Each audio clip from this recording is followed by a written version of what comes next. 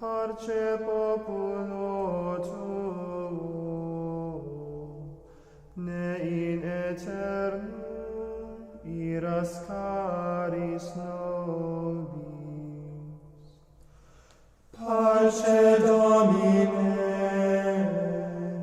parce populo tuo, ne in aeternum iras caris nobis. Flectamus iram vindicem, floremus ante judicem, clamemus ore supplici, dicamus omnes cernui. Parce Domine, parce populo tuo,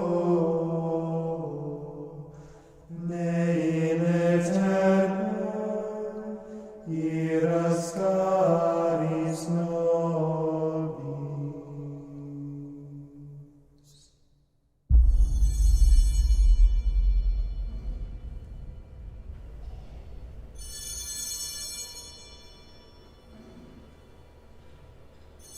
I was first exposed to the Latin Mass as a layman in Washington, D.C. A friend of mine had invited me to St. Mary's in downtown D.C. where they had it. And it was, I didn't realize that what it was at the time, but it was a missa cantata. It's the priest singing the Mass, and it was captivating. Now, I went to a beautiful parish with great liturgy and great music in Washington. This would have been in right around the year 2000. But there was something captivating about it. Having been in the seminary, I knew a little bit about the Latin Mass, but not a lot because it wasn't talked about. It was the Mass that shall not be named when I was in seminary. It was verboten. We got rid of that, was sort of the attitude that was given to us. So there was something mysterious, a little forbidden about it, which makes it all the more attractive. But that was my first experience, and then I didn't experience it again until I was a priest. I came to this parish on July 5th, 2007. 2 days later, we get Summorum Pontificum from Pope Benedict XVI. And right away, people in the parish, I was just here a couple of days, asked me, Father Reed, are you going to say the Latin Mass? So the founder of the Charlotte Latin Mass community, Chris Lauer, had familiarity with the Latin Mass through Fraternity of St. Peter parishes. Most recently for him it was in Atlanta. And they wanted it here. And soon after, our Bishop Emeritus, Bishop Peter Jugis, queried all of us priests and asked how many of us would like to learn the Latin Mass. And because there were a number of us, he said, how about we do this? We'll bring in a priest from the Fraternal Society of St. Peter. Any priest who wants to learn the Latin Mass will provide for it. And then we introduced it here in 2008 in the parish. And that's how I got rolling with it. And we were getting a weekly Latin Mass at St. Anne's that Father Reed, the pastor, had an offering since Summorum Pontificum. And we wanted more than that. But eventually got to a point where Chris Lauer kind of got this blueprint together how to do this. And I think he was following the Summorum Pontificum model that, I don't know if he kind of invented this blueprint or found it from somebody else on the internet, but it was really about getting the stable group of faithful that they talked about, Benedict talked about. And that stable group of faithful was about 50 families that kind of agreed to have their names added to an email list. No, Ascension Thursday 2009, that we did our first Missa Cantata. And I remember the church was under renovation, and so we were having Mass in the cafeteria. And even though we were having Mass in a cafeteria, that Mass did something to me. As soon as I said proceed with the altar boys at the end, I wanted to go offer the Mass again. And I looked at my MC and I'm like, let's go do that again, because it was powerful and beautiful. Like everyone who experiences it the first time, it's a little different to experience the verticality of it all in one way with the ad orientem. And yeah, it after about 4 or 5 times, I think you get into the pattern and the flow of the prayer of the Mass, and it has a whole different feel than the Novus Ordo. Even as a child, I felt drawn to the Blessed Virgin Mary. And so when I grew up, I did convert. So I've been a Catholic for 16 years now. But after the initial newness of converting wore off, I did feel like something was missing. I couldn't really find any place that there was like proper formation for somebody who was an adult who wanted to continue to deepen their faith. I couldn't find that, or I hadn't found it, and then that's when I stumbled into error. But it wasn't until a few years ago when I found the traditional Latin Mass that I realized, oh, that's what I was looking for. I was trying to learn how to be more reverent, but I didn't know how to be more reverent. When I experienced the reverence, the bells and whistles, the pomp and circumstance, it was just amazing. And we never went back to other parish. And it was a little jarring, because it was an hour in and we got to the Gloria. And we're like, oh, this is a lot longer than I'm used to, especially as a 12-year-old. My first ever exposure to Latin Mass was the first time I ever entered a Catholic church, period. I came in, a group of friends that I'd been hiking with for a good while had been slowly but surely convincing me to at least come and experience what the Catholic faith had to hold. And with all due honesty, when I came in that day, I had zero expectations. I just wanted them to stop asking me about it, and I just wanted to just please them. That's all it was.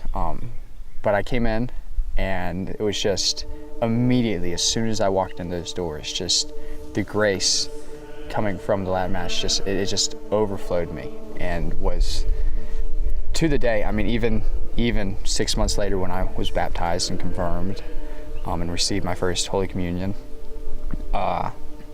even that wasn't the same level of graces that came over me that day that I walked into church. It was just, really truly brought me to my knees. Was just an incredible experience. And just to be able to have that be my first experience with the Catholic Church, it's just, I feel so blessed as to have been able to experience that. I mean, just the pureness of that Mass was just, it felt like it went on for hours and hours, and I was so happy just to be there and to be able to experience that, just even as a non-Catholic. But I'm so thankful that it was, because here I am 2 years later, and I'm still going to the 8:30 Mass every single week, and it's an incredible thing. You know, I had been to Catholic Masses many times growing up. My godparents were Catholic. I used to stay at their house all the time on the weekends. I used to go to Mass with them. But I never knew that it was anything different than the Methodist church I was going to. I knew that there were different denominations, and I knew that they wouldn't give me the Eucharist there, which I didn't like. Other than that, I didn't know that it was any different, because basically the presentation was the same as far as I could see. There was like a woman who played guitar there, and there was the same kind of sing-songy kind of vibe there, I guess. And again, just as a young man growing up, it just didn't appeal to me. I thought this is kind of a thing for like grandmas or something like that. No offense to the grandmas. We love the grandmas. So I'd always gone to Novus Ordo, so I'd always dress very casual. And so I show up to this Latin Mass, and I'm wearing like a Miami Dolphins hoodie, and everyone is wearing suits and ties, and I'm like, oh no, what is wrong here? I went to a few Novus Ordos, and I wouldn't have converted if that was all there was. There's no way I would have. And not until I encountered the Latin Mass did I realize there's another level, there's a deeper level, at least to me experientially. You could even say aesthetically. But it's deeper than aesthetics. Aesthetics is a part of it, but it calls to a richer heritage, a deeper tradition.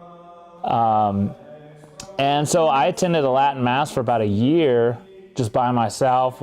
I didn't really know what was going on. I tried to follow along, and I would just stand up when everybody else stood up, or go kneel when everybody else kneeled, and try to say my prayers.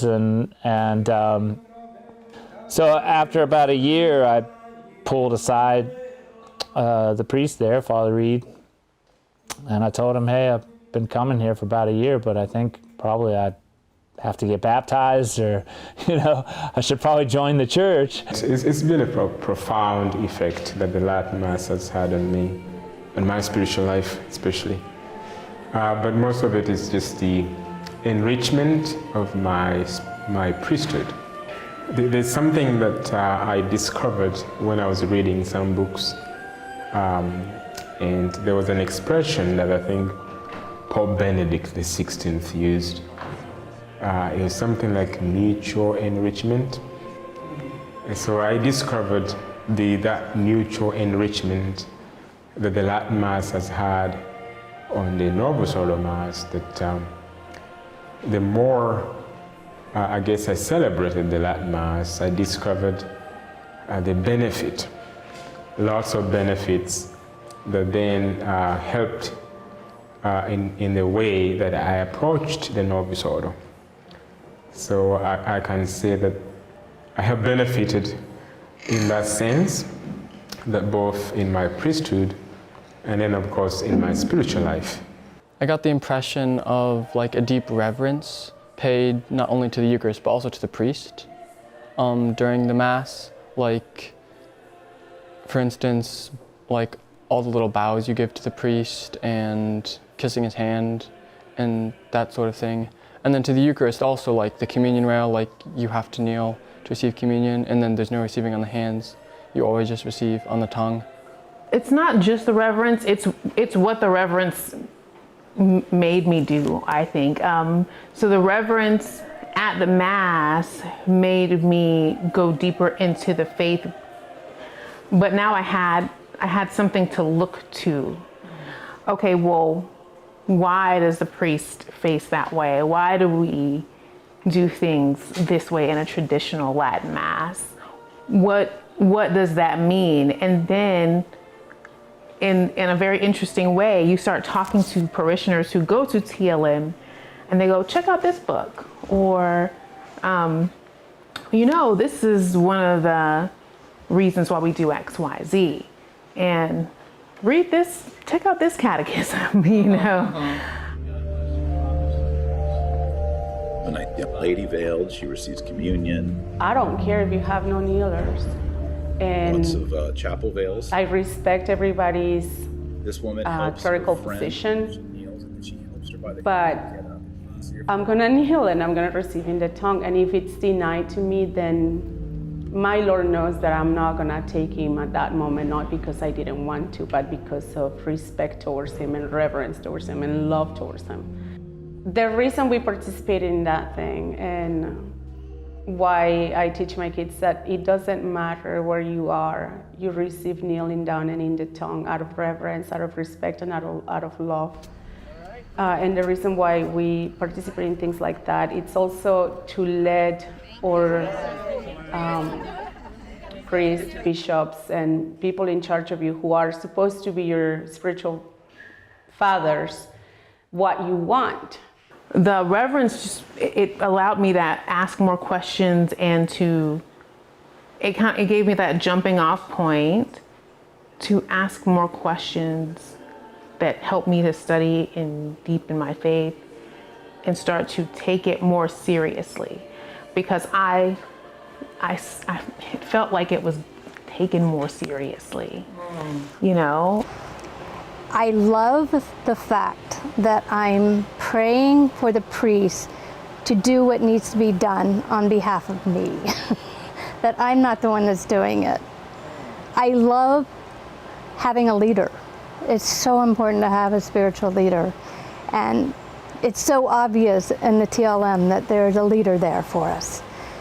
And then of course the liturgy itself has a way of drawing you in, because it gives you the silence. It gives you the space, but it also asks of you, because with the silence of the Latin Mass, you have to participate and you have to put forth the effort to engage in it, because Father's facing the other direction. You have to put the effort in. It gives you a lot more opportunity to realize that God's speaking, but usually in the quietest of ways. Our society is so noisy, and so many different ways of getting into your head and imbibing you with messages, that when you're praying, it's easy to miss it unless you've experienced the silence. And so in that time, you can have opportunity to say, that little tiny inkling of maybe I should X introduces you that to, oh, that might be God's direction through, regarding an angel or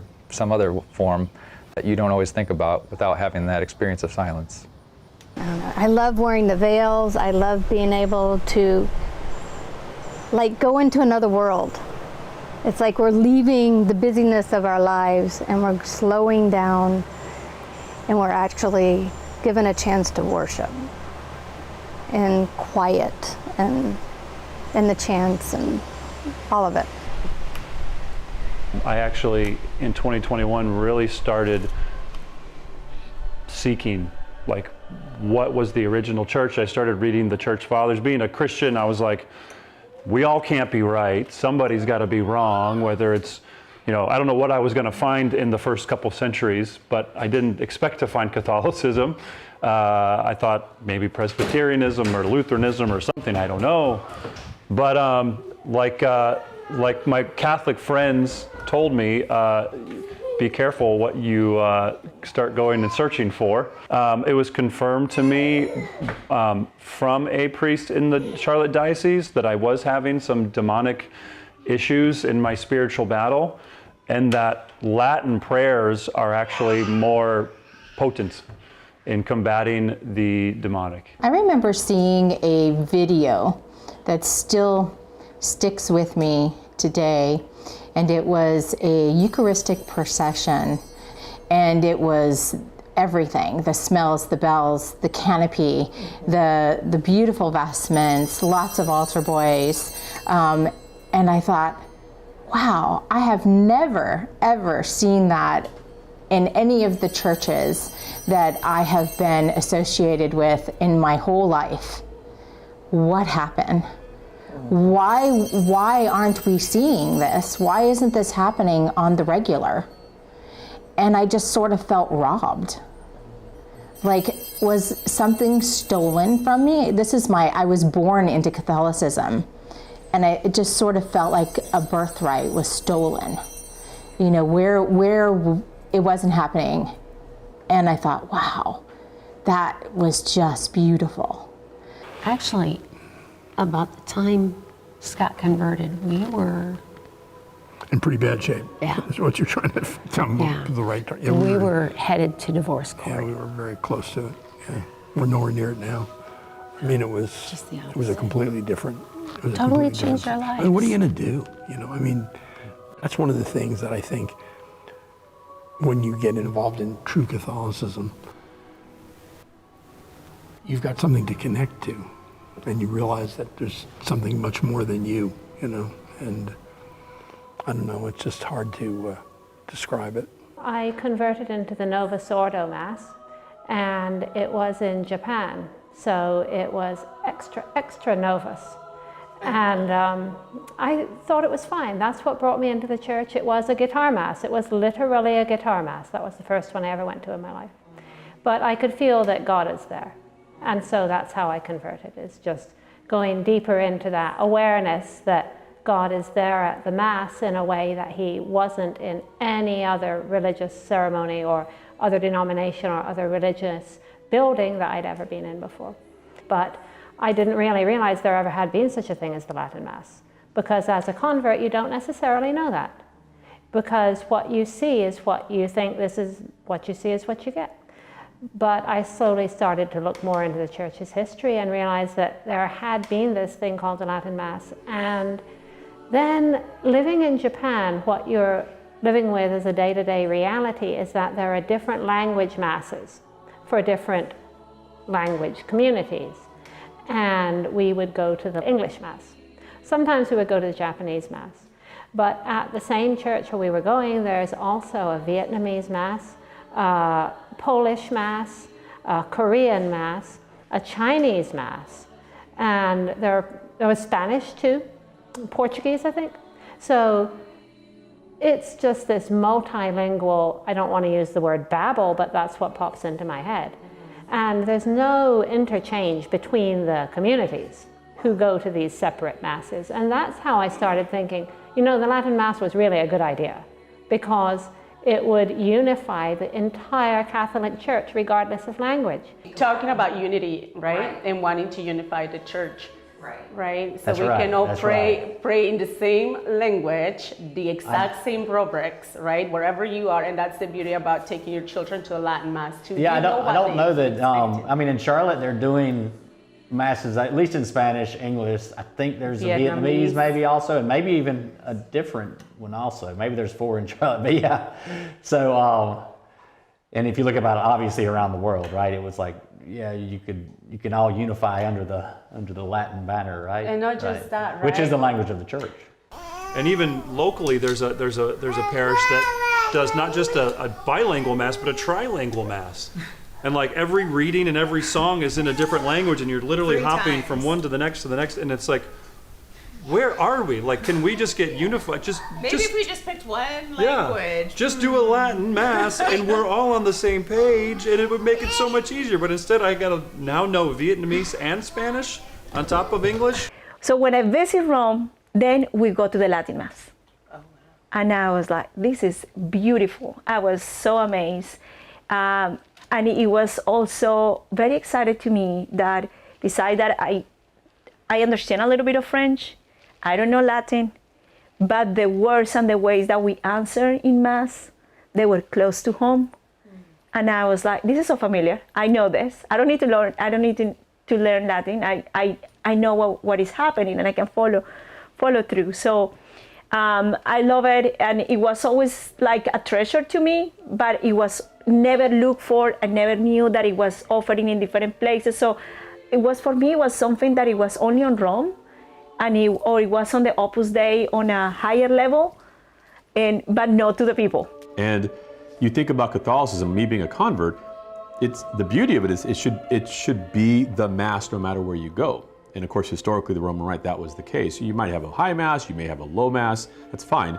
Could be a little bit of differences culturally, could be differences, a little bit of music, but really, it's the Mass is the Mass. I mean, every parish is unique, so I would say it's a unique parish, but every pastor would say that, I'm sure. But we have such a diversity of everything here. We have not only many different cultures and different languages, we have different liturgies, not only with Novus Ordo and with Latin Mass, but even I have Eastern Rite Catholics here on my campus. It's just such a hodgepodge of different things. I've told my people this too in the past, that in other parishes that I've been in, people probably without meaning to often vie for their own interests.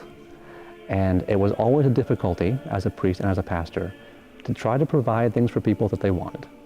Whether it's masses in Spanish, masses in French, whatever it might be.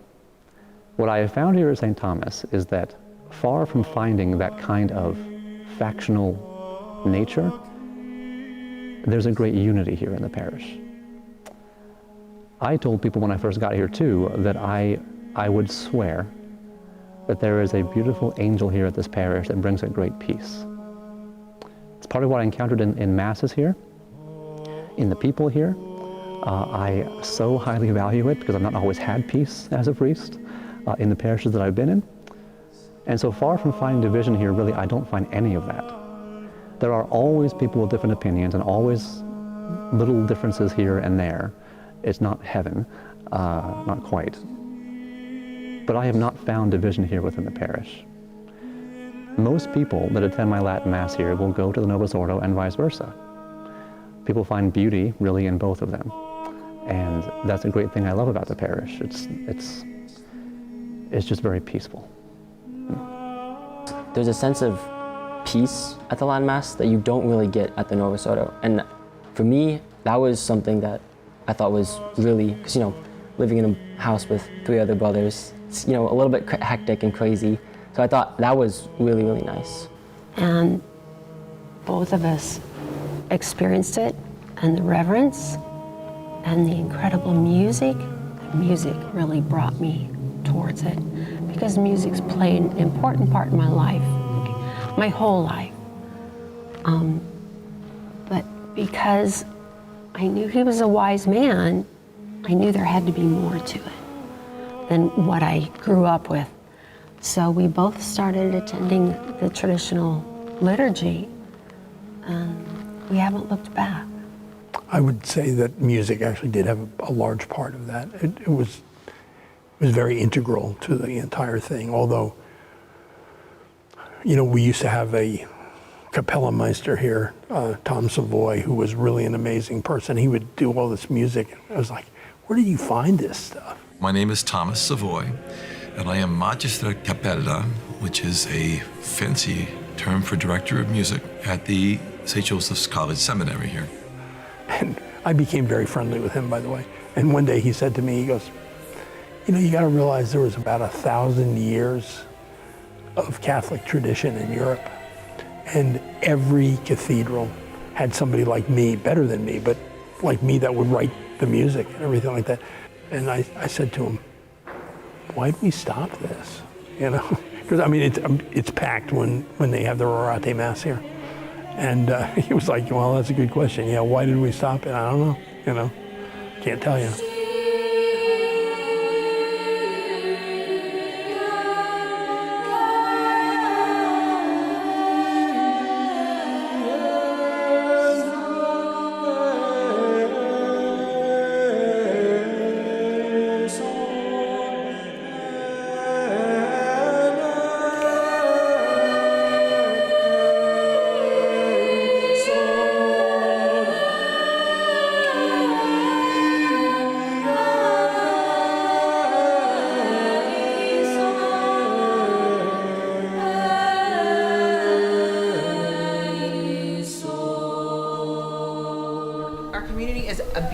Thriving young community where there's every single Sunday is standing room only.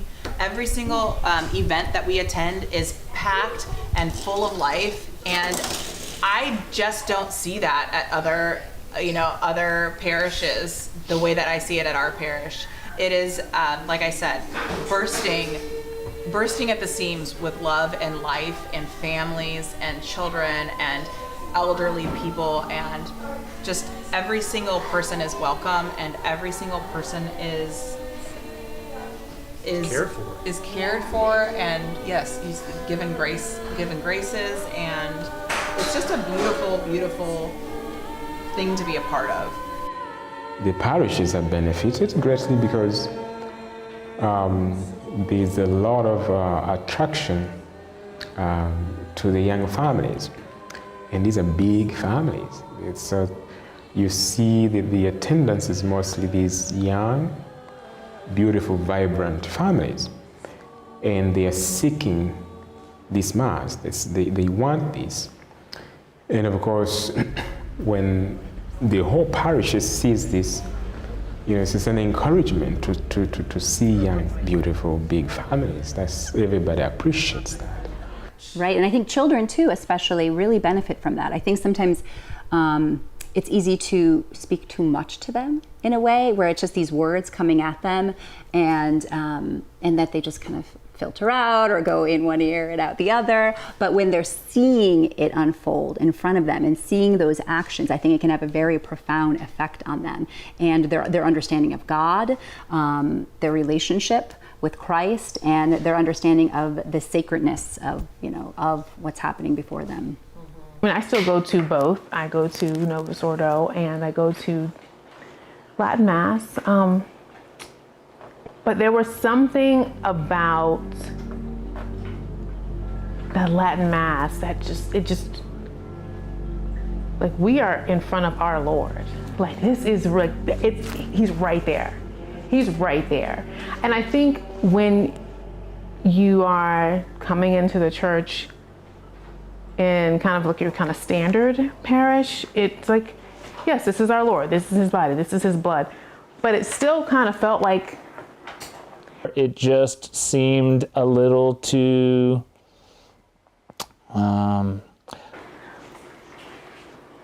it still felt,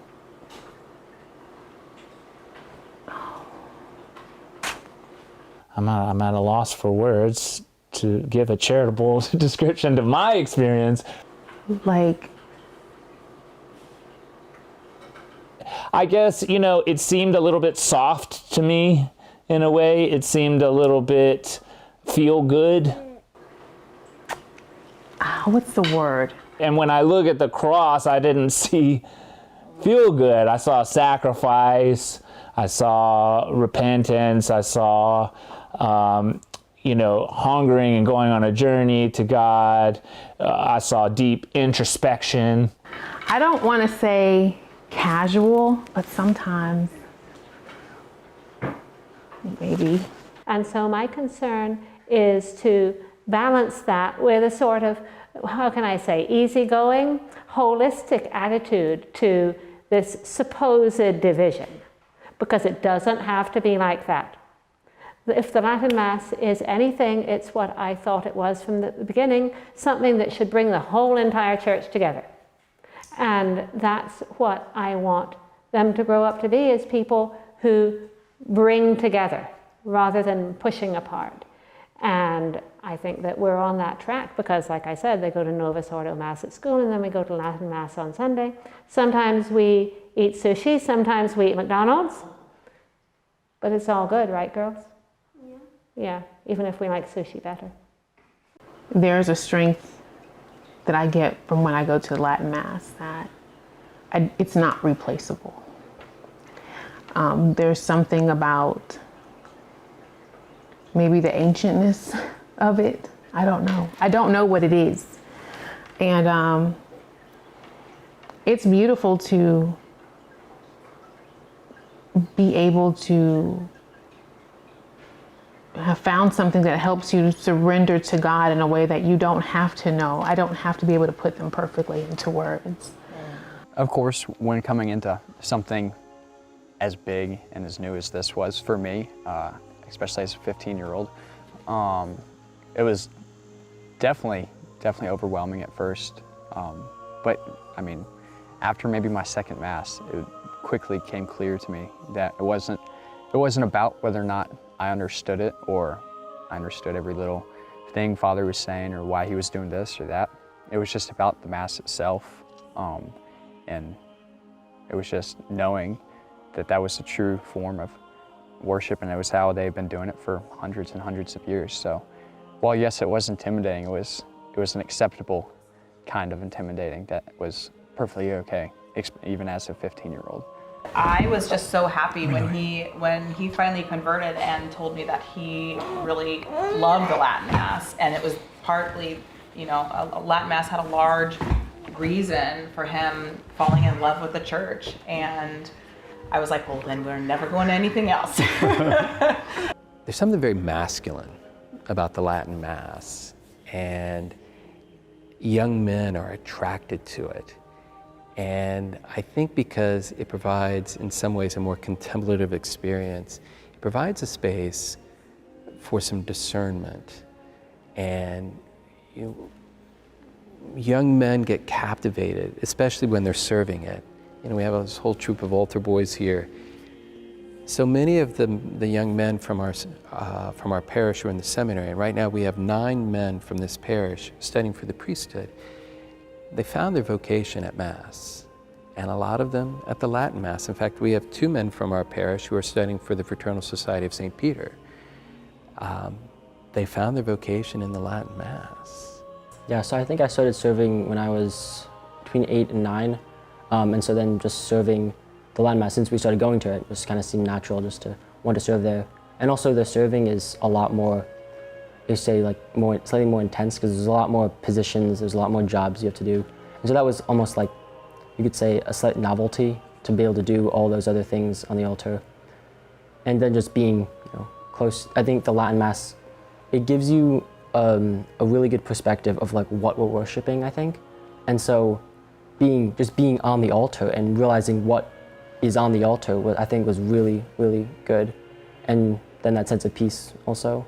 There's breaking news in the Catholic world again, as the Diocese of Charlotte has become the epicenter of the liturgy wars in the Catholic Church. Oh, sure. I mean, like I said, I'm here to welcome everyone. I don't make those kinds of distinctions. I think the Holy Father's been very clear. Traditionis Custodes really expels these people. Bishops coming out of the woodwork to speed up their crushing of the traditional Latin Mass in their dioceses. Without hesitation, we're implementing Traditionis Custodes. There's no way all the bishops of the world actually said they need the TLM to go away. Why the sudden change? You have any insight?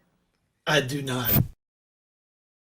It would be a much, already we drive 30 minutes each way with 5 kids, 6 and under, in a hot car in South Carolina, and then you're there for an hour and a half, and then community afterwards is important too, and everybody's outside and kind of bonding after Mass, and you miss that if you're at the chapel. You don't get to see your parish community as often. Families have already started planning how they're going to respond when the access is cut or reduced. And in that way, it has sort of already started impacting families and community. The Latin Mass community has sort of split. Do I go to this parish, or do I go to this parish, or do I drive the distance to another parish? And not everyone is seeing it from the same way. It's quite scattering. Very sad to see the sheep scattered from the decisions that are being made.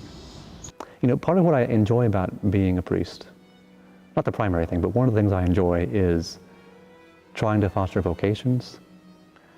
And with all of my servers, I feel like I'll never see them again, effectively. On paper, they're still my parishioners, and I do appreciate that.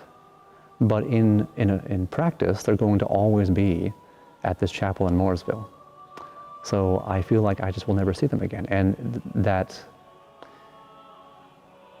separation that's being forced by this makes me really sad. And so, yeah, it would be really heartbreaking. Yeah. I mean, I cried when we heard the news. When the whole thing in Charlotte happened, my first thought was, and Matthew and I have talked about that in the past, is what good father gives their children stone when they're asking for bread, or what good father reaches them a serpent when they're asking for fish. If my children came to me and said, Mama, I'm hungry, I'm not gonna go tell them go outside and eat a rock. Because I don't feel that I'm in rebellion against the church at all. I feel like what I'm trying to do is embrace the church and embrace the tradition. The situation that we find ourselves in now with losing the Latin Mass in this parish has brought a lot of heartache. Our parishioners now have to make a choice between the Mass that they love and the parish that they love. And that's a hard decision to make. I have asked our bishop repeatedly over the course of a few months to please reconsider, to understand what's going on in our parish and in the other 3 parishes in the diocese where this is happening. Because it is a difficult situation. The understanding is that people who go to the Latin Mass chapel in Mooresville will remain members of their parish. There will not be a collection taken at the Latin Mass chapel, and that people are going to be asked to continue giving to their parishes and to be involved in the life of their parishes in terms of extracurricular activities, faith formation. If they're to be married or if they're to have a baptism in their family, it will take place in their parish, not in the chapel. That being said, it's still hard because as a pastor, you want to see your people, and Sunday is when you see your people. And there will be a hole here in our community. To bounce back and forth just for us in the way that our family is structured would have been really, really difficult. We kind of had to decide where we were gonna be. There's a little bit of liturgical schizophrenia when you're trying to do both. If the Mass goes away, it will be really, really sad for our family, and we know for other people as well. It will be very, very disruptive. The thing that is the hardest for me is a big part of my faith life is it's a journey, right? And we're not supposed to be doing this journey on our own. We should be doing it within our parish. And now we're going to be living this double life where we worship with a group of people and then we come back to our parish for other needs. So it's going to be a little schizophrenic. Say, okay, this is what it looks like to trust God, and even when things go wrong, especially when things go wrong, you already have these graces and you already have this community that knows how to do this, that knows how to navigate this. If the Latin Mass was to go away from St. Anne's, it would be super divisive. And I know you know this, but it would be the worst thing that anybody could do is to push away part of the parish family. It would be like causing a divorce. And it would be like a forced divorce within this parish. This liturgy has uplifted so many people, including me. And if it wasn't for the Latin Mass, I wouldn't be who I am today. And they probably wouldn't be either. My daughter, my husband, we all know what a debt we owe to it. I'm heartbroken. Our children will miss out on graces because of this. And our church gets weaker.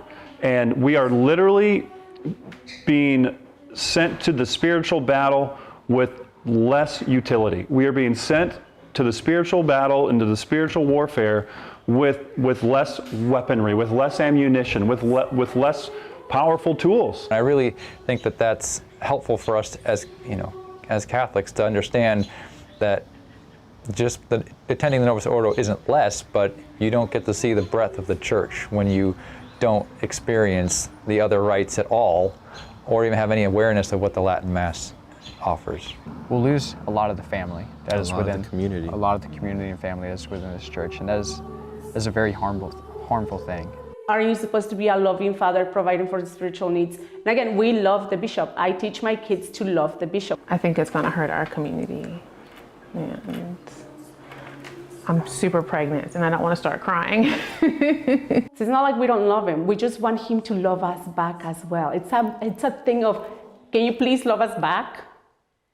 That's my question. And when the whole thing happened with the Latin Mass and I explained to my kids what was going on, my kids said, Mama, is he just trying to be mean?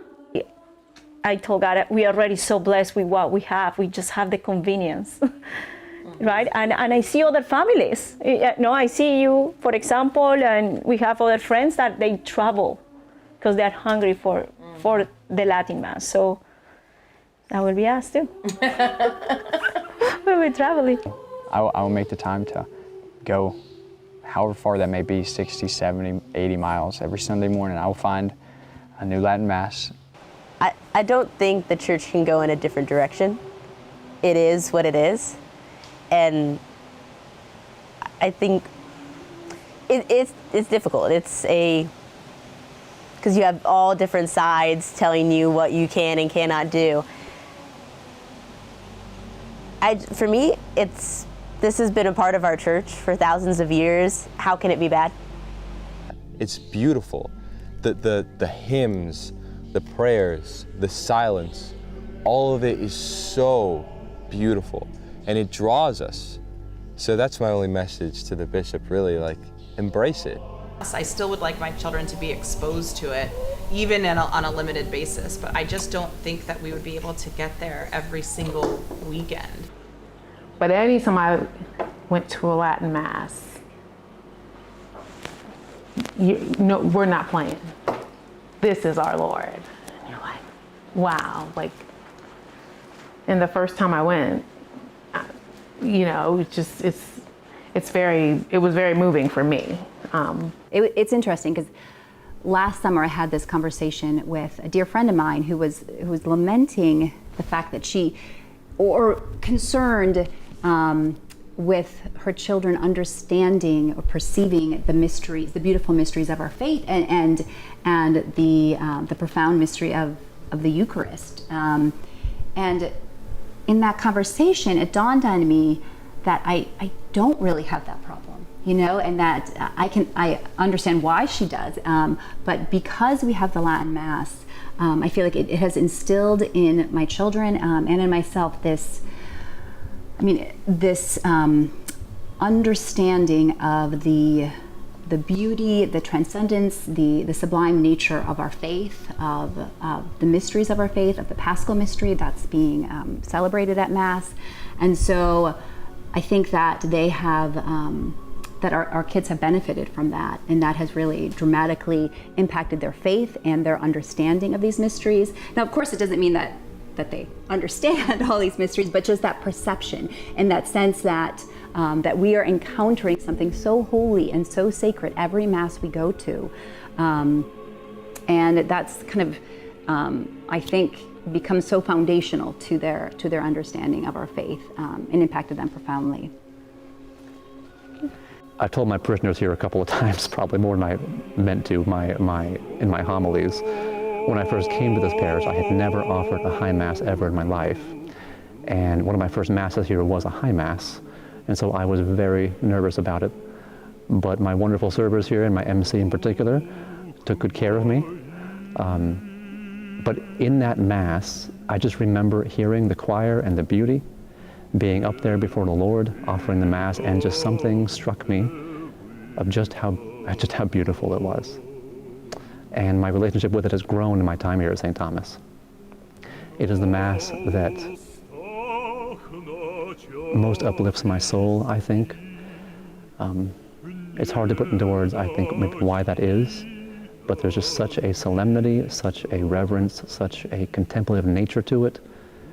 Everything about it assists me in offering the sacrifice and being present to our Lord and really in my intimacy with Him. But at the Mass, I am able to recenter myself in God. He always finds a way to speak to me, to be close to me, to reassure me, to give me wisdom, to give me answer, or just to give me peace. It's just invaluable, and I don't know how He does it. Even though things are changing, even though it appears we're going to lose the Latin Mass in our parish, I refuse to be downtrodden. I honestly think it'll be back. I do. I think that this time of having the Latin Mass only in the chapel in Mooresville, this is sort of like a Babylonian exile. There's going to be a time when the Latin Mass comes back. The Latin Mass is here to stay. That it's here to stay, and that even if it's sequestered into certain corners of certain dioceses right now, it's going to come back. And I'm hopeful. I have faith in God, and I just pray that I can walk through this transition well, and that I can walk my parish, shepherd my parish through this time of transition well, so that we can grow in virtue through all of this.